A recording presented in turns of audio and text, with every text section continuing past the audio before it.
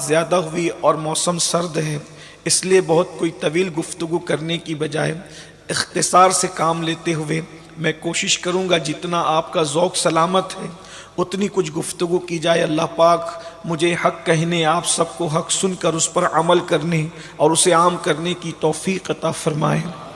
اس وقت دنیا کا ہر شریف انسان بے چین ہے، بے قرار ہے، اس کی روح مضطرب رہتی ہے۔ اس کی وجہ یہ ہے کہ مسلم امہ بڑی تیزی کے ساتھ گناہوں کے دلدل میں پھنستی چلی جا رہی ہے۔ پہلے ہم کہتے تھے یا ہمارے مفکرین اور علماء کہتے تھے کہ لوگ گناہوں کے دلدل میں ڈوب رہے ہیں، اور اب ہمیں تو یہ ڈر لگ رہا ہے کہ لوگ گناہوں سے بھی اب آگے کفر کی طرف جا رہے ہیں، شرک کی طرف جا رہے ہیں، بدعات کی طرف جا رہے ہیں، خرافات کی طرف جا رہے ہیں۔ اللہ اکبر، یہ صورتحال ہے۔ بلکہ معاذ اللہ کچھ لوگ تو ایسے ہیں کہ جو خدا کے وجود کا انکار کر رہے ہیں، اسلام کی حقانیت کا انکار کر رہے ہیں۔ آپ اندازہ فرمائیں، زنا بڑھ رہا ہے، شراب نوشی بڑھ رہی ہے، ظلم بڑھ رہا ہے، جرائم بڑھ رہے ہیں۔ وجہ اس کی، سارے جرائم کی وجہ صرف ایک ہے، دل میں اللہ کا خوف نہ ہونا، دل میں خشیت ربانی نہ ہونا۔ اس لیے کہ جب دل میں اللہ کا خوف نہ ہو، اللہ کا خوف دل سے نکل جائے، پھر انسان زنا کے اڈے پہ بھی جا سکتا ہے، انسان شراب کے اڈے پہ بھی جا سکتا ہے، انسان جوے کے اڈے پہ بھی جا سکتا ہے، انسان جرائم کے اڈے پہ بھی جا سکتا ہے۔ اور دیکھ لیجئے سب کو، جو بھی گناہ کرتے ہیں، جو بھی برائیاں کرتے ہیں، ان کے دل اللہ کی خشیت سے خالی ہے۔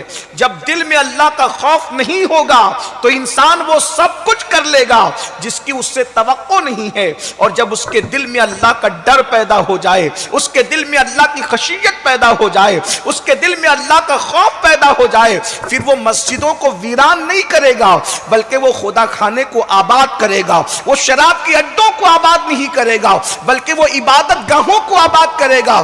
اس وقت ضرورت ہے دلوں میں اللہ کا ڈر پیدا کرنے کی، اللہ کی خشیت پیدا کرنے کی، اور اللہ کا ڈر بازاروں سے خریدا نہیں جا سکتا۔ اللہ کا ڈر، اللہ اکبر، یوں ہی کہیں سے حاصل نہیں کیا جا سکتا۔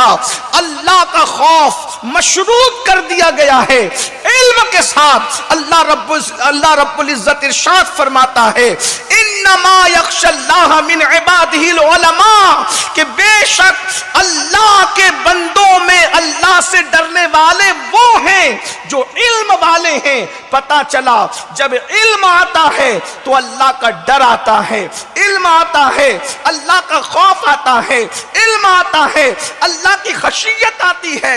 اللہ اکبر، خوف الہی اگر حاصل کرنا ہے تو پہلے علم حاصل کرو۔ اسی لیے آپ دیکھیں، پوری دنیا کا چکر لگا کر کے دیکھیے، آپ کسی ڈاکٹر کو شراب پیتے تو دیکھیں گے، آپ کسی انجینئر کو شراب پیتے تو دیکھیں گے، آپ کسی ٹیچر کو بھی دنیاوی شراب پیتے دیکھیں گے، مگر کسی عالم کو آپ کبھی شراب پیتے نہیں دیکھیں گے۔ اس کی وجہ یہ ہے کہ اللہ اکبر، اور جگہ پر خدا کا خوف نہیں ہے لیکن یہاں خوف خدا موجود ہے۔ اسی لیے آپ دیکھیں، آپ نے بم برساتے یا دہشت گردی کرتے ہوئے انجینئر اور سائنسدانوں کو دیکھا ہوگا، مگر کسی عالم کو آپ نے کبھی بم برساتے نہیں دیکھا ہوگا۔ اللہ اکبر، لوگ جان لینے والے ہیں اور یہ علماء ہیں جو مردوں کو ٹھوکر لگاتے ہیں تو لوگوں کے اندر جان آ جاتی ہے۔ ارے شیخ عبد القادر جیلانی کون ہے؟ وہ کسی خانقاہ کے شیخ بعد میں ہیں، پہلے وہ جامعہ نظامیہ کے ایک طالب علم ہے، فارغ التحصیل ہے، اور خود ارشاد فرماتے ہیں، درست العلم حتی صرت قطبہ، میں علم حاصل کرتا رہا یہاں تک کہ اللہ نے مجھے مقام قطبیت عطا فرما دی۔ ہم ڈاکٹری کا انکار نہیں کر رہے، ہم سائنس کی توہین نہیں کر رہے، لیکن اللہ کی خشیت اگر دل میں پیدا ہوتی ہے تو علم قرآن سے پیدا ہوتی ہے، علم حدیث سے پیدا ہوتی ہے۔ ہم اپنے بچوں کو ڈاکٹر بنائیں، انجینئر بنائیں، ٹیچر بنائیں، سائنسداں، سب کچھ بناؤ، پہلے مسلمان بناؤ۔ پہلے مسلمان، انبیاء کی فکر یہی ہے انبیاء کی فکر حضرت ابراہیم علیہ السلام دعا کرتے ربی جعلنی مقیم الصلاۃ ومن ذریتی ربنا وتقبل دعا. یہ دعائے خلیل ہے. آپ نے اپنی اولاد کے لیے یہ فکر نہیں کی وہ تاجر بنے، یہ فکر نہیں کی وہ کھائیں گے کیا، وہ کمائیں. یہ تو وعدہ ہے. جو قدرت کتوں کو کھلاتی ہے وہ انسان کو نہ کھلائے گی. جو چونٹیوں کو رزق دیتی ہے اشرف المخلوقات کو وہ خدا رزق نہ دے گا. اللہ نے کہاں رزق دیا ہمیں؟ جب ماں کے پیٹ میں ہم تھے، جہاں نہ ہوا جا سکتی تھی، نہ پانی جا سکتا تھا، نہ سوئی جا سکتی تھی. بڑھ کے کہوں کہ وہاں کسی کا گمان بھی نہیں جا سکتا تھا، وہاں تصور اور تخیل بھی نہیں جا سکتا تھا. میرے اللہ نے جو رزاق مطلق ہے ماں کے پیٹ میں ہمیں روزی پہنچائی. تو جو ماں کے پیٹ میں روزی دے سکتا ہے، اور ہمارا عقیدہ تو یہ ہے جو ماں کے پیٹ میں روزی دیتا ہے وہ قبر کے پیٹ میں بھی روزی دینے پر قدرت رکھتا ہے. وہ ایسا رزاق ہے.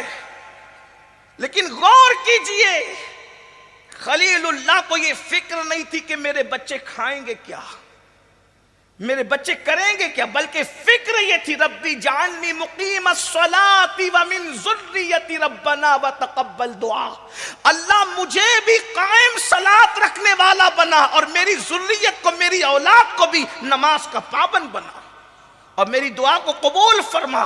آپ مجھے بتائیں، صحیح کہنا مسلمانوں، مسلمان ہو اپنے بچوں کو اسکول جانے کے لیے ہم صبح 6 بجے جگاتے ہیں.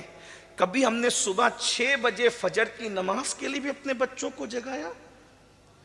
ہم نے ٹیوشن نہ جانے پر اپنے بچوں کو مارا تو ہے، کیا کبھی ہم نے نماز نہیں پڑھنے پر بھی اپنے بچوں کو مارا ہے؟ ایک بات یاد رکھنا، میں پھر کہہ رہا ہوں، دنیاوی ڈگریوں کے ہم مخالف نہیں ہیں، لیکن پہلے نمبر پر مسلمان، اول درجہ اسلام کا، دین کا درجہ پہلے. کچھ بھی بناؤ پہلے مسلمان بناؤ، پہلے ان کو ایمان کی دولت عطا کرو، ان کے سینوں میں اللہ کی خشیت اور خوف پیدا کرو. وجہ، جو بچہ مسلمان بنے گا، اللہ نہ کرے اگر کوئی ڈگری حاصل نہ بھی کر سکا تو کامیاب رہے گا. پھر کہتا ہوں ڈگری کے ہم مخالف نہیں، لیکن پہلے نمبر پر دین ہے. دین. ایک بات آپ کو بتاؤں، اگر دین اپنے بچوں کو نہ پڑھایا، اگر دین نہیں پڑھایا اپنے بچوں کو اور صرف دنیاوی تعلیم دے دی، اندازہ نتیجہ کیا نکلے گا پتہ ہے؟ ایک مفکر نے ایک آرٹیکل لکھا تھا، اس نے یہ لکھا کہ ڈاکٹر بن کر کے ایک بچہ پڑھ کر اپنے گھر آتا ہے اور چند دوست اس سے ملاقات کے لیے آتے ہیں تو وہ اپنی ماں کا تعارف اس طرح کراتا ہے کہ یہ بڑھیا جو ہے نا، یہ میرے گھر میں کام والی ہے. کیا کبھی آپ نے کسی عالم کو یہ کہتے دیکھا؟ کیا کبھی کسی عالم کو آپ نے یہ کہتے سنا؟ آج ہم اپنے بچوں کو سب دے رہے ہیں، اسلام نہیں دے پا رہے ہیں. اور جہاں اسلام نہیں ہوگا وہاں جرائم ہوں گے، جہاں اسلام نہیں ہوگا وہاں کرپشن ہوگا، جہاں دینی تعلیم نہیں ہو. آپ دیکھ لیجئے ہمارے معاشرے کے اندر دینی تعلیم کا فقدان ہے. ماں باپ کے حقوق کیوں ادا نہیں ہو رہے ہیں؟ حقوق والدین سے کیوں آنکھیں چرائی جا رہی ہے؟ وجہ یہ ہے کہ ہم نے سب دیا، بچے کو اسلام نہیں دیا، اسلامی تعلیم نہیں دی. اگر ہم نے دینی تعلیم اپنے بچوں کو دی ہوئی ہوتی تو ہمارا بچہ ہاتھ پکڑ کر ماں باپ کو گھر سے نہ نکالتا، بلکہ اس کی نگاہ میں یہ حدیث ہوتی الجنت تحت اقدام امہاتکم، کہ ماؤں کے قدموں کے نیچے جنت ہے. اللہ اکبر. آج ماؤں کی توہین ہو رہی ہے، باپ کا حق ادا نہیں کیا جا رہا ہے. باپ کوئی مسجد کے زینے پہ بیٹھ کر کے بھیک مانگ رہا ہے. پڑھے لکھے لوگ، میں پھر کہتا ہوں پڑھے لکھوں کے ہم جو ہے مخالف نہیں ہیں، لیکن پڑھے لکھے لوگ اللہ اکبر کیا موبائل پر گندی فلمیں نہیں نہیں دیکھ رہے ہیں، لیکن وہ عالم دین جو اللہ کے نزدیک عند اللہ عالم ہے اور اللہ کا کی خشیت جس کے دل میں موجود ہے، وہ کبھی کسی پر پاپ کی نظر نہیں اٹھاتا. گندی فلم دیکھنا تو دور کی بات، کبھی وہ اس کا تصور نہیں کر سکتا. میرے بھائیوں، آج بہنوں کے حقوق کیوں ادا نہیں ہو رہے ہیں؟ علم دین نہیں ہے. بیوی کا حق ادا کیوں نہیں ہو رہا ہے؟ علم دین نہیں ہے. آئیے میں آپ کے سامنے کچھ علماء کی زندگی رکھوں کہ جب انسان کے پاس علم دین آتا ہے تو اس کی زندگی کیسے گزرتی ہے، اس کی زندگی کیسے نکھرتی ہے. پہلے نمبر پر میں اپنے امام الائمہ، سراج الامہ، کاشف الغمہ، کروڑوں حنفیوں کے امام، اللہ اکبر، اللہ کی حجت، اللہ کی دلیل، سیدنا نعمان بن ثابت، سیدنا امام اعظم ابو حنیفہ ہم جن کو کہتے ہیں. یہ امام اعظم ابو حنیفہ کون ہے؟ داتا علی حجویری کے یہ امام ہے، غریب نواز کے یہ امام ہے، محبوب الہی کے یہ امام ہے، صابر کلیر کے یہ امام ہے. سیدنا امام اعظم ابو حنیفہ فروعی فقہی مسائل میں ہم جن کے مقلد ہیں، وہ امام اعظم ابو حنیفہ کی زندگی دیکھو. اس کو کہتے ہیں عالم. اور عالم کی زندگی کیا ہے؟ ایک مرتبہ سیدنا امام اعظم ابو حنیفہ رضی اللہ تبارک و تعالیٰ کے جوتیوں کے اندر گوبر لگ گیا، اور گوبر جب لگا تو آپ جو ہے اس گوبر کو چھڑانے کے لیے آپ نے پیر کو جھٹکنے کی کوشش کی.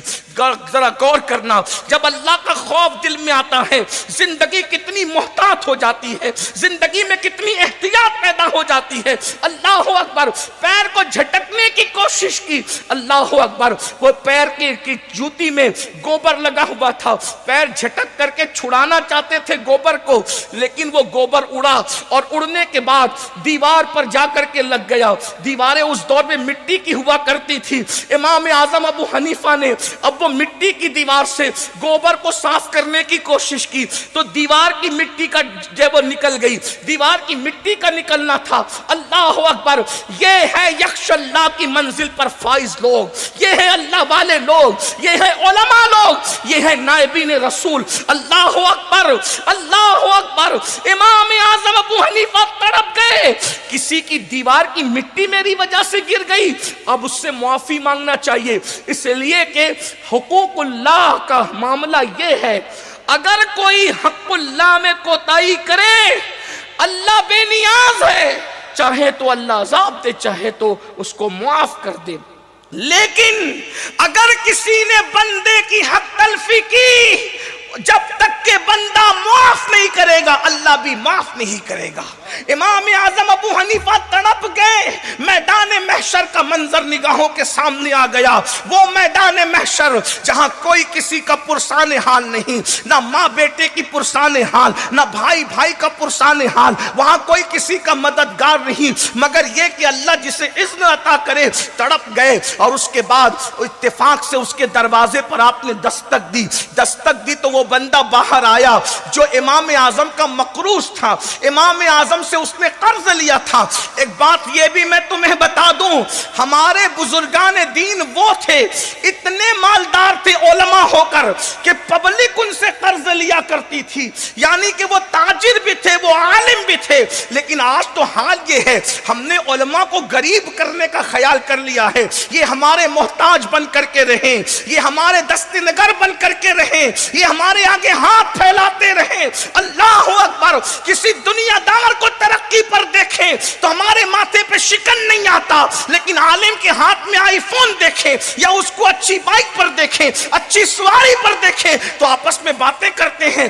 آیا کہاں سے؟ شاید مدرسے کا چندہ چرایا ہوگا، مسجد میں خیانت کی ہوگی. ارے نادان، جب تو مسجد کے اندر صرف 2 رکعت پڑھنے کے لیے آتا ہے ہفتے میں ایک بار، تو اللہ تجھے اتنا عطا کرتا ہے جو 5 وقت سب کے آگے کھڑا رہتا ہے، اللہ اس کو کتنی برکت عطا کرتا ہوگا. اپنے علماء کا بھلا چاہو، اپنے علماء کی خیر خواہی کرو، اور اپنے علماء سے بھی گزارش کرتا ہوں کہ آپ اپنی قوم سے عبادت ہی میں آگے نہ رہو بلکہ اپنی قوم سے تجارت میں بھی آگے بڑھنے کی کوشش کرو.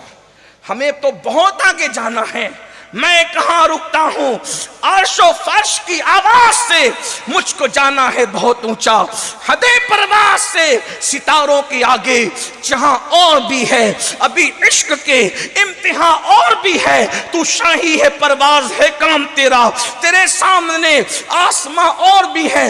امام اعظم کا وہ مکروز تھا، باہر آیا، ڈر گیا، قرض مانگنے تو نہیں آگے امام صاحب۔ امام صاحب نے فرمایا یہ گھر تیرا ہے؟ جی میرا ہے۔